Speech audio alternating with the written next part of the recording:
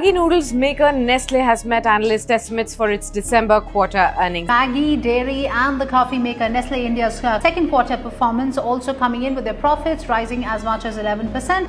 नमस्कार दोस्तों, मैगी भारत की सबसे फेमस ब्रांड्स में से एक है और हमारी जनरेशन के लिए मैगी और भी ज़्यादा स्पेशल है क्योंकि हमारे बचपन की बहुत यादें इससे जुड़ी हुई है। पर बिजनेस के नज़रिए से देखें तो सबसे इंटरेस्टिंग बात यह है कि 1983 के पहले मैगी और नूडल्स इंडियन कल्चर में कहीं नहीं थे। फिर भी नेस्ले ने अकेले ही हज़ारों करोड़ की कंपनी खड़ी कर दी और पिछले लगभग 40 साल से लगातार मार्केट लीडर है। यहाँ सवाल बनता है कि कैसे मैगी ने इंडिया में एक ऐसे डिश का मार्केट क्रिएट किया जिसको यहाँ कोई नहीं जानता, और कैसे मैगी ने इंस्टेंट नूडल्स कैटेगरी में मोनोपोली हासिल की, और हम नेस्ले की ब्रिलियंट मार्केट स्ट्रैटेजी से क्या सीख सकते हैं। इस स्टोरी की शुरुआत होती है जापान से। 1950s के टाइम जापान वर्ल्ड वॉर 2 से रिकवर करने के लिए जूझ रहा था। उनके यहाँ नूडल्स ही सबसे अच्छा और सस्ता खाने का डिश था, पर इसके वजह से नूडल्स की डिमांड बहुत हाई थी और लोगों को इसके लिए एक लंबी लाइन में बहुत देर तक खड़ा रहना पड़ता था। इसी को देखते हुए मोमोफुकु आंडो ने डिसाइड किया कि वो एक ऐसा नूडल्स बनाएंगे जिसको जल्दी और सस्ते में बनाया जा सके। फिर बहुत कोशिशों के बाद उन्होंने एक ऐसे नूडल्स को तैयार किया जिसको आज हम इंस्टेंट नूडल्स के नाम से जानते हैं। ये नूडल्स इतना ज़्यादा फेमस हुआ कि पूरे जापान के लोग तो इसको खाते ही थे और साथ ही साथ अमेरिका और बाकी देश के लोग भी इसको पसंद करने लगे। ये सब होता देख नेस्ले को समझ आ गया था कि इंस्टेंट नूडल्स का मार्केट बहुत बड़ा है। तो सवाल है कि जापान में नूडल्स का इतना बड़ा मार्केट देख के भी नेस्ले ने वहाँ जाके अपना बिजनेस क्यों नहीं शुरू किया। तो इसके दो रीज़न हैं। पहला, जापान उस समय पे इतना लिबरल कंट्री नहीं था, जिसकी वजह से वहाँ जाके किसी विदेशी कंपनी का बिजनेस कर पाना बहुत मुश्किल काम रहता। सेकेंड रीज़न, दूसरे देश में जाके स्टैब्लिश मार्केट में अपनी जगह क्यों बनाए जब यहाँ इंडिया में ही बिजनेस करने के लिए इतना बड़ा मार्केट अवेलेबल है। और इस तरह से नेस्ले ने इंडियन मार्केट में 1983 में एंट्री ली। यहाँ इंडिया में मैगी नाम के बारे में तब किसी को पता भी नहीं था। इंडिया में भी उस समय इतनी फॉरेन कंपनीज नहीं थी और हमारे कल्चर पे उस समय तक अभी जितना वेस्टर्न इन्फ्लुएंस भी नहीं था। तो आखिर कैसे नेस्ले ने मैगी को हमारे लाइफ का इतना इम्पोर्टेंट पार्ट बना दिया। तो इसका सबसे बड़ा रीज़न है मैगी का अपने कस्टमर और कंज्यूमर्स को बहुत अच्छे से समझना।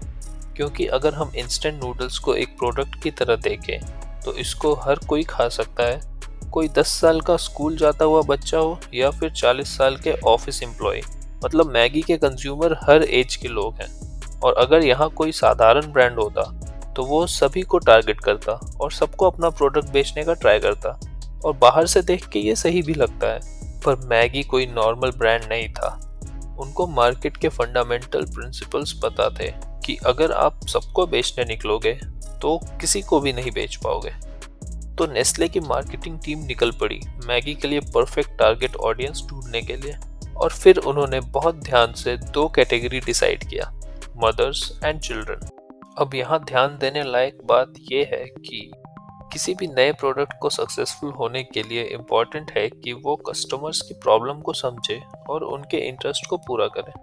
मैगी के केस में 2 स्टेक होल्डर्स हैं, एक कस्टमर और दूसरा कंज्यूमर।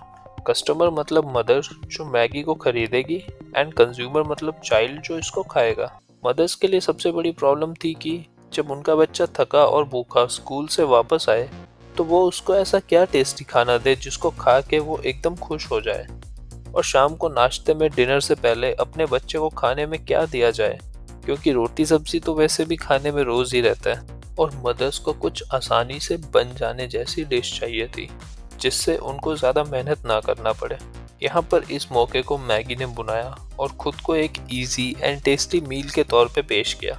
मैगी ने बहुत से एड कैंपेन्स चलाए और स्कूल्स में जाके इवेंट्स भी ऑर्गेनाइज किए जहाँ उन्होंने मैगी के सैंपल्स बांटे। इस तरह से मैगी ने खुद को इंडियन मार्केट में और हमारी लाइफ में एस्टैब्लिश कर लिया। अब यहाँ पर क्वेश्चन ये आता है कि अगर मैगी ने खुद को मार्केट में एस्टैब्लिश कर लिया तो बाकी कंपनीज भी ऐसा कर सकती हैं। तो ऐसा क्या है मैगी में कि आज तक कोई भी इसको कंपटीशन नहीं दे पाया। तो इसके 3 रीजंस हैं। नेस्ले ने अपना सप्लाई चेन पिछले कई दशकों में इतना अच्छा कर लिया है कि किसी भी कंपनी के लिए इसको टक्कर देना इम्पॉसिबल है। दूसरा, मैगी पूरे देश में पहुंच चुका है। गांव-गांव में लोग मैगी को जानते हैं और इसको रेगुलरली खाते हैं। और इंडिया में लोग इंस्टेंट नूडल्स को मैगी ही बोलते हैं। कोई भी दुकान पे इंस्टेंट नूडल नहीं बोलता, लोग सीधा मैगी ही मांगते हैं। थर्ड रीजन, मैगी का अपने कस्टमर्स के साथ बहुत गहरा रिश्ता। इसके लिए मुझे आपको कुछ बताने की ज़रूरत नहीं है। आप सबको ये याद ही होगा कि 2015 में मैगी पे बैन लगा दिया था। घर घर में बनने वाली मैगी विवादों में फंस चुकी है। जैसे जैसे विवाद गहरा रहा है, लोगों का गुस्सा भी बढ़ रहा है। बुधवार को पूरे देश में मैगी पर जबरदस्त बवाल हुआ। सड़कों पर लोगों ने मैगी को आग के हवाले किया। उधर केंद्र से लेकर राज्य सरकार हरकत में आ गई है और इसके साथ ही मैगी का पूरा मार्केट शेयर खत्म हो गया था। पर जैसे ही मैगी वापस आया, मैगी ने we miss you too campaign चलाया और मैगी की बहुत ज़्यादा सेल हुई और मैगी तुरंत ही मार्केट में फिर से छा गया। इस लेवल की दीवानगी है लोगों के दिल में मैगी के लिए।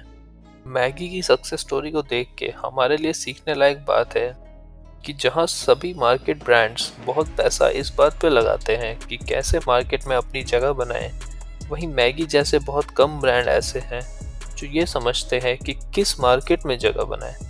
और अगर मैगी जैसा कॉमन प्रोडक्ट हो जिसको आप किसी को भी बेच सकते हैं, तो आप भी सभी को बेचने के लिए निकल पड़ेंगे। पर हमेशा याद रखिए कि अगर एक साथ सबको बेचने चलेंगे तो किसी को भी नहीं बेच पाएंगे। और हाँ, किसी भी मार्केट में सक्सेसफुल रहने के लिए इम्पोर्टेंट होता है अपने कस्टमर्स का पेन और इंटरेस्ट समझना। आप जितने बेहतरीन तरीके से इसको समझेंगे, उतना आसानी से कस्टमर्स आपके प्रोडक्ट को अपनाएंगे। और आखिरी बात, जहां आम ब्रांड्स आपको अपना प्रोडक्ट बेचेंगे, वहीं ग्रेट ब्रांड्स आपको इमोशन और एक्सपीरियंस बेचेंगे।